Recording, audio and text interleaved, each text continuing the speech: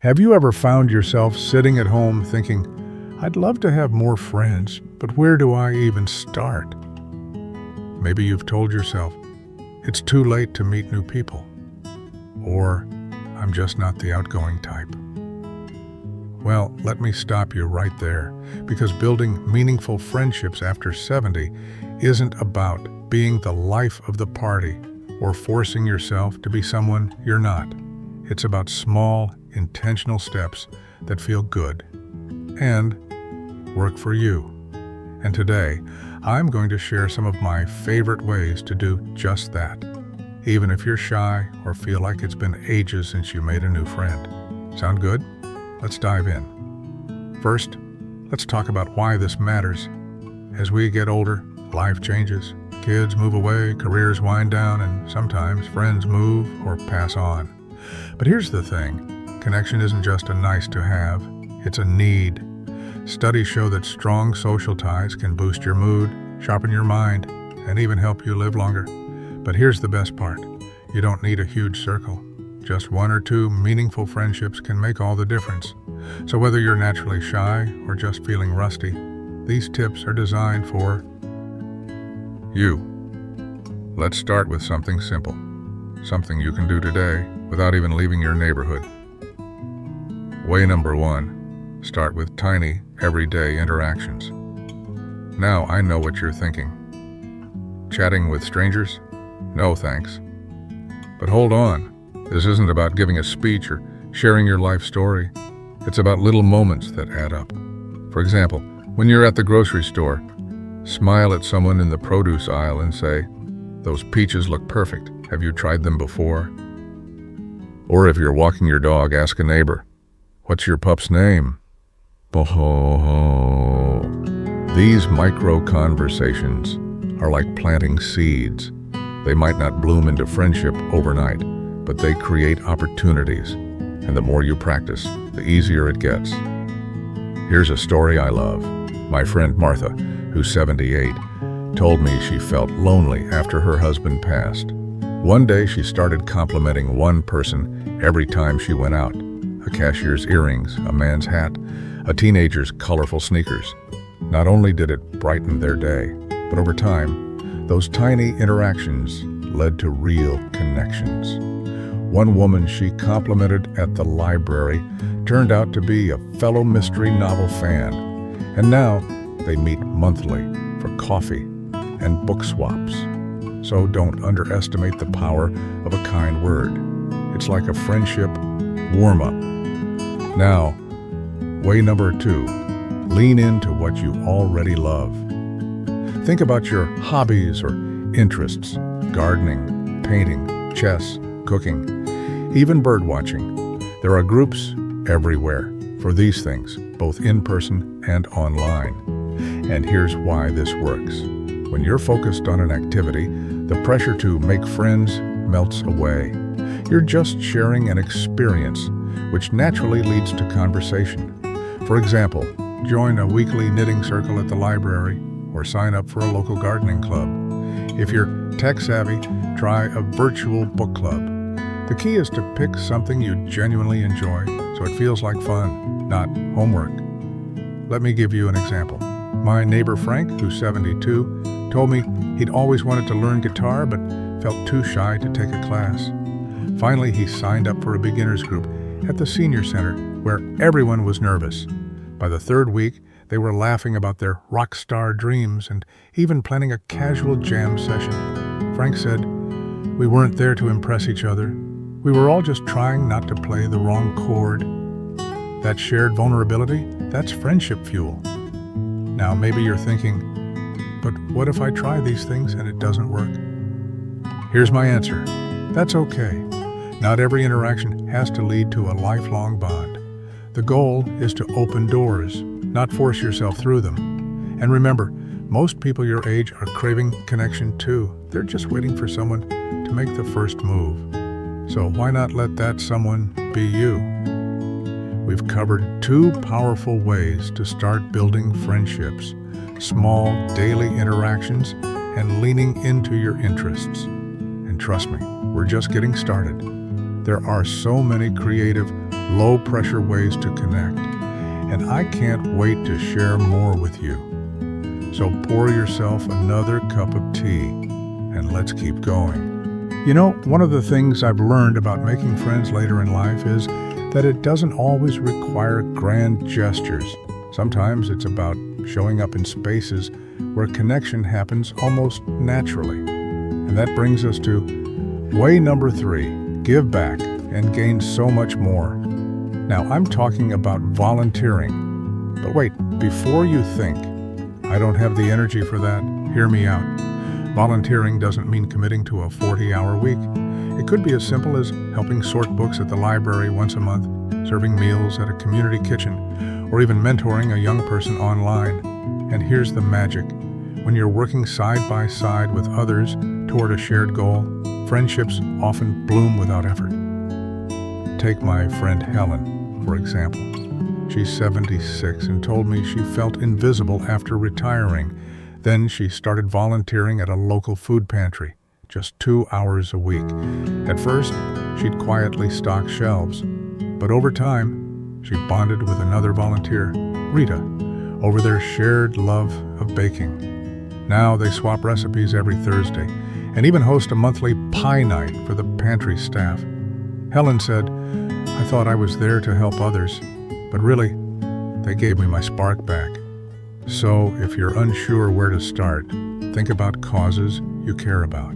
Animal shelters, schools, theaters, they all need warm hearts and willing hands. And who knows, the person pruning roses next to you at the community garden might just become your new coffee buddy. Now let's talk about way number 4. Reconnect with old ties. It's never too late. Maybe there's someone from your past you've lost touch with, a former coworker, a cousin you haven't seen in years, or even a neighbor who moved away. Reaching out might feel daunting, but here's a little secret. They're probably thrilled to hear from you. Start small, send a handwritten note saying, "I was just thinking about you," or share a memory on social media. Remember that time we got lost on our road trip to Niagara Falls? Nostalgia is a powerful connector. Here's a story that warms my heart. My buddy Carl, who's 79, found an old address book while cleaning his attic. On a whim, he sent a postcard to his college roommate Sam, who he hadn't spoken to in 40 years. Turns out Sam had been living just 2 towns over. They reunited for lunch, spent hours laughing about their dorm room antics, and now meet every Tuesday for chess. Carl told me, "It felt like no time had passed at all." So dig out those old photos, scroll through your contacts, or even search a name online. You might be surprised how eager people are to pick up where you left off. But what if you're worried they won't remember you? Or worse, what if they don't respond? Let me ease your mind. Most people cherish these unexpected gestures. And if someone doesn't reply, it's not about you. Life gets busy, or maybe they're dealing with their own struggles. The key is to focus on the ones who do light up when you reach out. Think of it like fishing. You cast a line, and sometimes you get a bite. Other times you enjoy the quiet peace of trying. Now, I want you to imagine something. What if one of these strategies leads you to someone who becomes a true kindred spirit? Someone who laughs at your jokes, shares your hobbies, or simply gets what it's like to be navigating this chapter of life? That possibility is real, and it's closer than you think. All it takes is a little courage to take that first step. We've covered 2 more ways to nurture friendships: volunteering and rekindling old connections. But we're not done yet. There are still a few more heartfelt strategies I'm excited to share with you. Simple, joyful ideas that'll help you feel seen, valued, and deeply connected. So take a deep breath and let's keep moving forward together. You know, one of the most beautiful things about friendship is that it often surprises us. Just when we think we've seen it all, life hands us a new connection that feels like a gift. And that's exactly what we're going to talk about today: how to welcome those surprises with open arms. Let's dive into our final 2 ways to build friendships, and I promise they're simpler than you might think. Way number 5, Let technology do the heavy lifting. Now I know what some of you might be thinking. Technology? At my age? That sounds more frustrating than fun. But hear me out. You don't need to become a computer whiz to use tech as a friendship tool. Platforms like Facebook or Meetup have groups for everything. Gardening enthusiasts, classic movie lovers, even virtual travel clubs. And the best part? You can join a conversation from your living room, in your slippers, with your cat on your lap. No pressure, no fuss. Take my friend Gloria, who's 74. She told me she felt isolated after moving to a new city to be closer to her grandkids. Then her daughter helped her join a Facebook group for senior foodies. Now she swaps recipes with people across the country and even started a Zoom cooking club. Last month, they all made the same lasagna recipe together, laughing, comparing results, and sharing stories. Gloria said, "It's like having a dinner party without cleaning the house." So if you're hesitant, ask a grandkid or a friend to show you the ropes, or start with something simple, like a weekly email chain with a few pals. Now let's talk about way number 6. Be gently, gloriously yourself. This might sound obvious, but here's the truth. The best friendships aren't built on pretending. They're built on tiny moments of honesty. That could mean saying, "I've been feeling lonely lately," or "I'm not great at small talk, but I'd love to hear about your grandkids." Vulnerability is like a magnet. It draws people closer. And remember, you don't have to share your deepest secrets. Start with something small, like admitting you're new to a group or that you're nervous about reaching out. Here's a story that still gives me goosebumps. My friend Harold, who's 81, told me he'd been attending a weekly coffee hour at his community center for months, but never spoke up. One day, he finally said to the group, "I've been coming here for weeks, but I'm too shy to say much. Can someone tell me about themselves?" Turns out half the room felt the same way. They started a shy folks table where everyone agrees it's okay to take turns speaking, or just listen. Harold's now planning a monthly potluck with 3 of them, all because he took one brave step. So let's recap those 6 ways, shall we? Start with tiny interactions, compliments, smiles, little hellos. Lean into hobbies you love, where friendships grow naturally.